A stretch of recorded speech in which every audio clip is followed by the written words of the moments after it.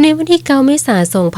2025นี้สหพันธ์แม่หญิงแขวงได้ดำเนินการทาบทามบุคลากรลงสมัครคณะบริหารงานสหพันธ์แม่หญิงแขวงสมัยที่8ในหอบที่1ขึ้นอยู่ที่สโมสรแขวง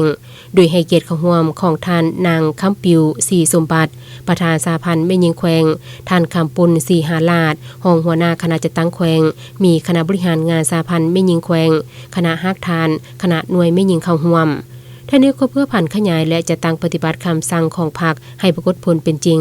ประธานคณะบริหารงานศูนย์กลางสหพันธ์แม่หญิงลาวจึงได้ออกมาตรฐานของประธานสหพันธ์แม่หญิงกระทรวงองค์การนครหลวงเวียงจันทน์และแขวงเพื่อกำหนดในมาตรฐานรวมมาตรฐานเฉพาะของสหพันธ์แม่หญิงกระทรวงองค์การนครหลวงเวียงจันทน์และแขวงเป็นพื้นฐานในการเลือกเฟ้น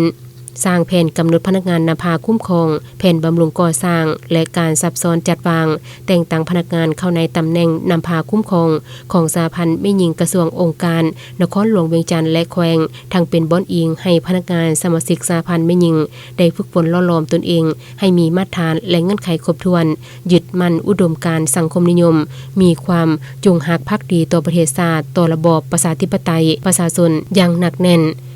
มีหลักมั่นมีศัตรูจ่าแจงมีความรับผิดชอบสูงต่อหน้าที่เวียกงานที่ได้รับมอบหมายเคารพและปฏิบัติระเบียบกฎหมายของพรรครัฐธรรมนูญกฎหมายของรัฐอย่างเข้มงวดมีความสามัคคีเป็นเอกภาพภายในพรรคพนักงานสมาชิกพรรคมีประวัติต้นโต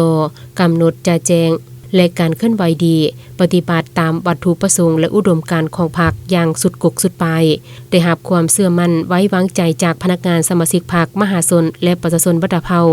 เอาใจใส่ต่อการยกระดับชีวิตการเป็นอยู่ทางด้านวัตถุจิตใจ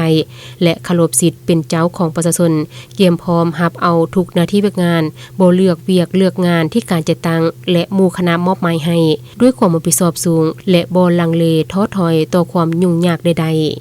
หลังจากนั้นก็มีการทาบทามปอนบัตรเอาบุคลากรในหอบที่1ซึ่งมีผู้ลงสมัคร56สหายเลือกเอา55สหาย